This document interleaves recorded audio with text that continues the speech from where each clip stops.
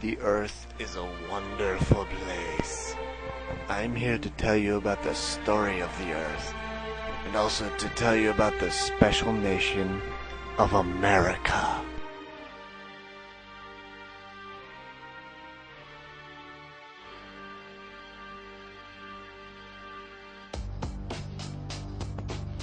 Hello, my name is William Stone, and I'll be your narrator.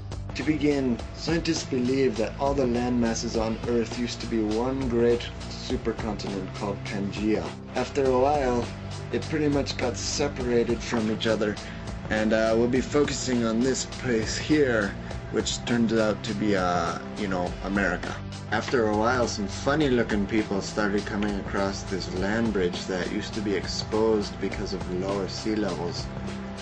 And that mainly had to do with there was a great ice age that froze a lot of water and lowered the water level. And this ice age basically shaped America and the whole world and made the mountains and such with glaciers. And that kind of leaves us with a lot of Indians who were kind of nomadic, and most of them didn't stay around in one place for very long, except for some Indians on the lower part of the continent, like the Aztecs and the Incas and the Mayans, and they were pretty advanced in solidly, planted civilizations. But after a while, like around 1492, a little old guy named Columbus came around and had to try and discover America, because he was looking for the Northwest Passage to get to China, because there was a lot of things that the Europeans wanted there in China, but instead he found America. So as you can see here, we have a couple of Indians, and basically here comes Columbus right there, and then whoa, all the Indians die. That's because the Columbus and all his fellow comrades brought some diseases with them, and the Indians and the white people all traded them, and the Indians didn't really hold up that well, and 90% of them ended up dying within the first decade or so. It's quite a few. It was kind of accidental mostly, some killing and such, but mostly disease.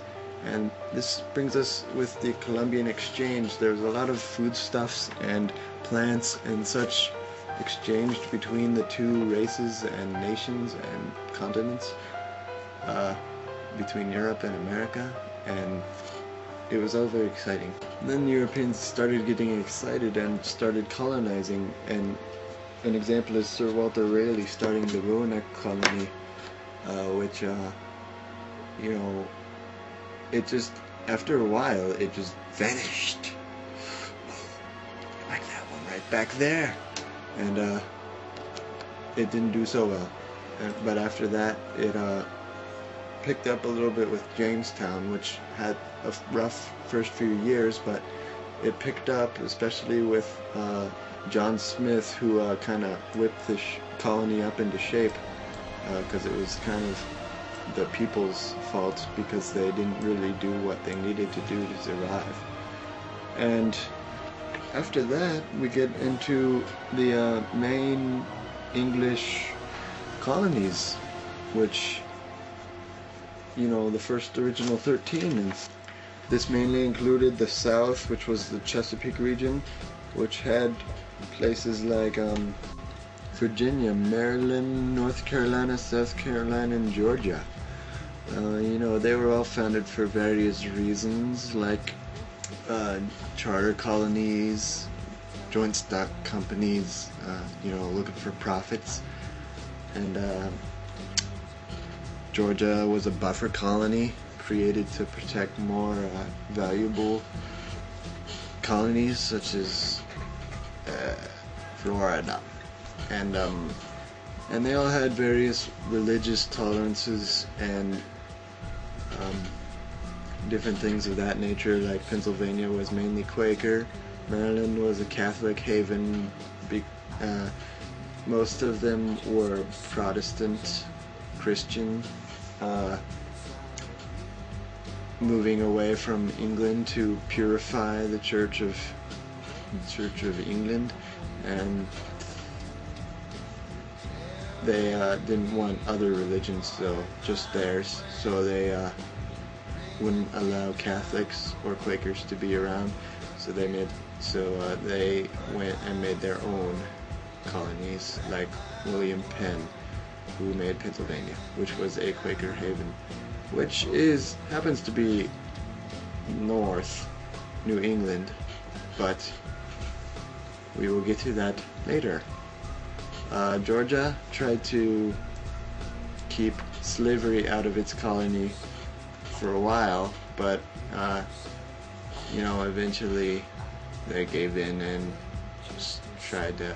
They got some slaves, just a few, and started farming. All of them farmed such things as tobacco and rice and probably macaroni noodles. So the North wasn't that different, actually. It just had a Massachusetts Bay Colony, Pennsylvania, Plymouth Bay Colony, Rhode Island, New Amsterdam, which turned into New York later, New Jersey, and Delaware.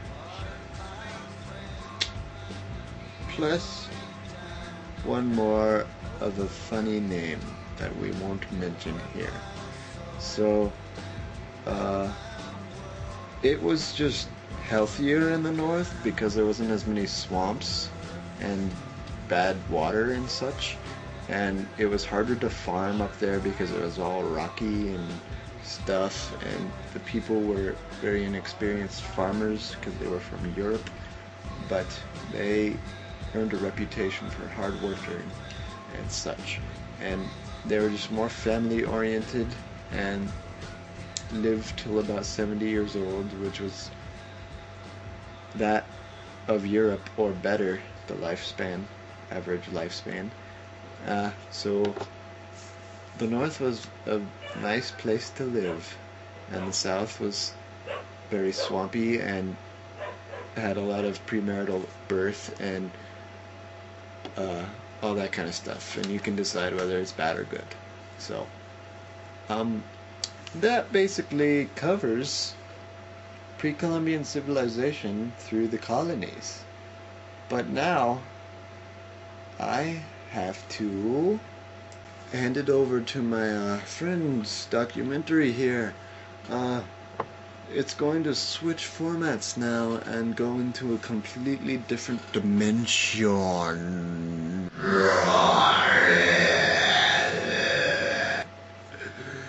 So, I hope you enjoyed this documentary, and I'll see you next time on Flicks Adventures.